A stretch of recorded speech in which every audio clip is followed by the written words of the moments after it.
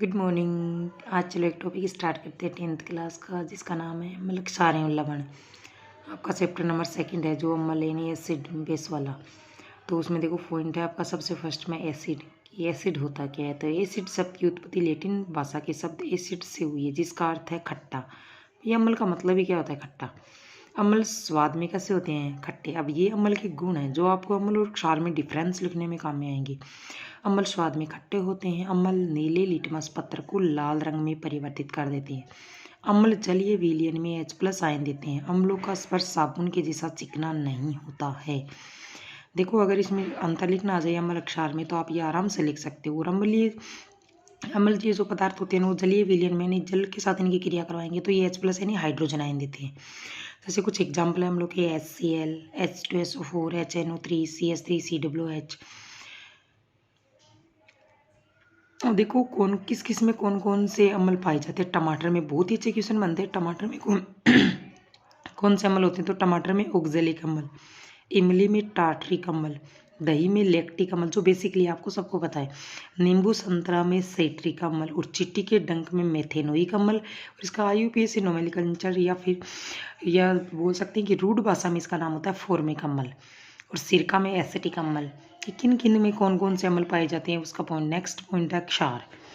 क्षार स्वाद में कड़वे होते हैं। क्षार लाल लिटमस पत्र को नीले रंग में परिवर्तित कर देते हैं। देखो, क्षार लाल को किस में बदल देते हैं? नीले में। और इसकी बहुत ही अच्छी पहचान होती है। क्षार को अपन बोलते हैं इंग्लिश में बेस, और लाल को रेड और नीले को ब्लू।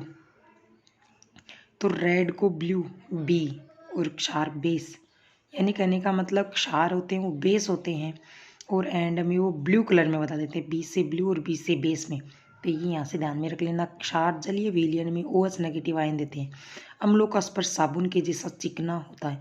अम्ल साबुन के जैसे चिकने होते हैं, क्षार साबुन के जैसे चिकने नहीं होते हैं। अभी यहाँ पे कुछ इसके एग्जाम्पल हैं, जैसे कौन कौन से क्षार, जैसे NaOH है, CaOH का ट्वाइस है, MgOH का ट्वाइस है, AlOH3 का थ्राइस है, KOH है। MgOH का ट्वाइस को मिल्क ऑफ मैग्नीशियम के नाम से भी इसको जाना जाता है। ये कुछ क्षार है जो OH नेगेटिव आयन देते हैं जलीय विलयन में। फिर आगे लवण।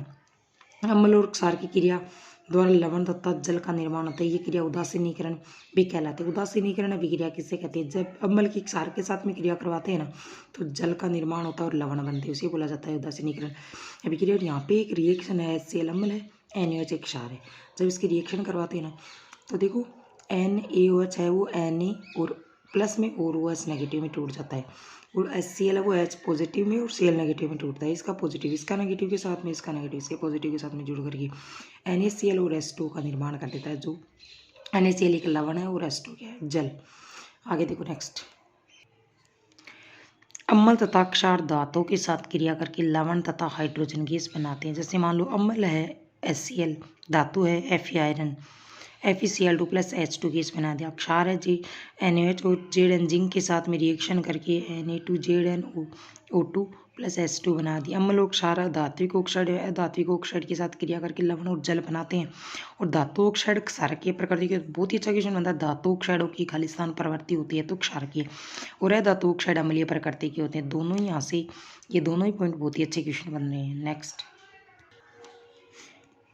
और देखो आपकी एक बहुत ही अच्छा पॉइंट बन रहा है, अम्ल राज, जिसको एक्वारेजिया बोला जाता है। 1 भाग HNO3 तथा 3 भाग HCl को मिलाने पर एक भभकता हुआ द्रव्य तैयार होता है जो सोने को भी आसानी से गला देता है, उसे बोला जाता है एक्वारेजिया। एक्वारेजिया में HCl और HNO3 दोनों का 3:1 के अनुपात में जब इसको मिलाते हैं तो एक्वारेजिया का निर्माण होता है। क्षारों का उपयोग उद्योगों में सर्वाधिक होता है। सोडियम हाइड्रोक्साइड का उपयोग साबुन, अपमार्जक, कागज, वस्त्र आदि उद्योगों में भी किया जाता है। फिर नेक्स्ट पॉइंट है pH स्केल। अम्ल व क्षारकों की सामर्थ्य मापने के लिए pH स्केल का उपयोग किया जाता है। यहाँ P शब्द जर्मन भाषा के पुशांश से लिया गया है, जिसका अर्थ होता है शक्ति तथा H+ यानी हाइड्रोजन आयनों की सांद्रता। ये pH स्केल का आपका डायग्राम है, जिसमें 0 से 7 तक होता है अम्लीय माध्यम, 7 से लेकर 14 तक होता है क्षारकीय माध्यम, 7 पे होता है उदासीन माध्यम।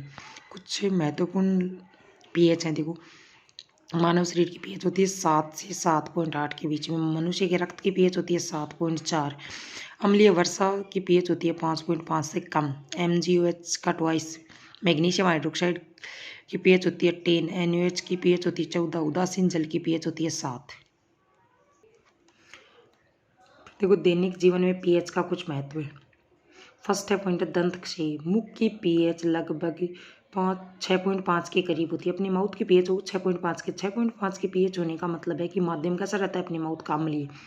खाना खाने के पश्चात मुख में उपस्थित बैक्टीरिया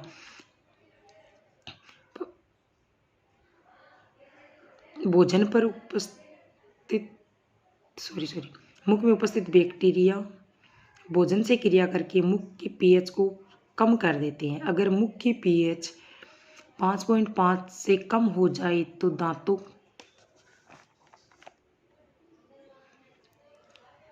5.5 से कम हो जाए तो दांतों के आवरण इनेमल का क्षय होना प्रारंभ हो जाता है। इसे दंत क्षय कहा जाता है।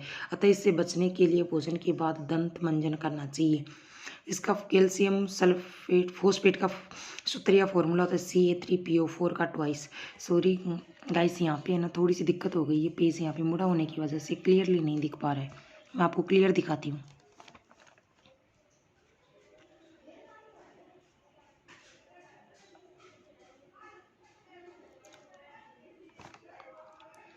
फिर नेक्स्ट पॉइंट है पेट की अम्लता। हमारे आमाशय में जब HCl का स्रावन ज़्यादा हो जाता है तो इससे पेट में जलन एवं दर्द का अनुभव होता है। इसे एसिडिटी कहते हैं। इससे बचाव के लिए प्रतिअम्ल एंटासिड जैसे मिल्क ऑफ मैग्नीशियम का उपयोग किया जाता है। और आपको पता होगा कि last year half yearly exam में एंटासिड का एक फॉर्मूला वाला क्वेश्चन आया था, मल्टीपल चॉइस वाले क्वेश्चन में, कि पेट की अम्लता को दूर करने के लिए किसका उपयोग किया जाता है, तो प्रतिअम्ल या फिर उसको एंटासिड के नाम से भी जाना जाता है। एंटासिड के रूप में मिल्क ऑफ मैग्नीशियम को कम में लेते हैं। मिल्क ऑफ मैग्नीशियम का फॉर्मूला होता है MgOH का ट्वाइस। फिर आ गया कीटों का डंक। मधुमक्खी, चिट्टी जैसे किसी भी कीट का डंक को ये अम्ल स्रावित करता है। इस अम्ल के कारण ही जलन एवं दर्द का अनुभव, जब अपने को कोई कीट या चिट्टी वगैरह काटती है तो अपने को जलन या दर्द होता है। इससे बचाव के लिए क्षारीय लवण NaHCO3 सोडियम हाइड्रोजन कार्बोनेट का उपयोग किया जाता है। तो रीजन है कि जो कीट होते हैं जैसे मान लो चिट्टी है, मधुमक्खी है, ततैया है, इनके जो डंक होते हैं ना उसके अंदर कौन सा एसिड पाया जाता है, फॉर्मिक एसिड, या उसको बोला जाता है methanoic acid. Normally methanoic acid या फिर उसका रूट लैंग्वेज में नाम है फॉर्मिक एसिड, जो अपने पीछे एसिड वाले में स्टार्टिंग वाले पेज में सबसे फर्स्ट में पढ़ा था। फिर आ गया अम्लीय वर्षा। यदि वर्षा के जल की पीएच का मान 5.5 से कम हो जाए तो ये अम्लीय वर्षा कहलाती है।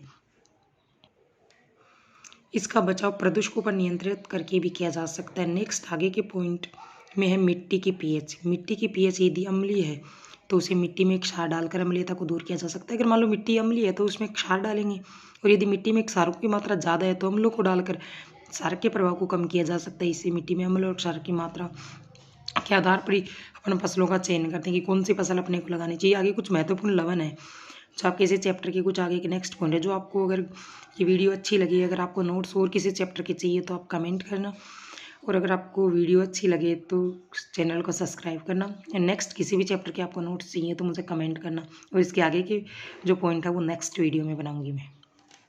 Thank you.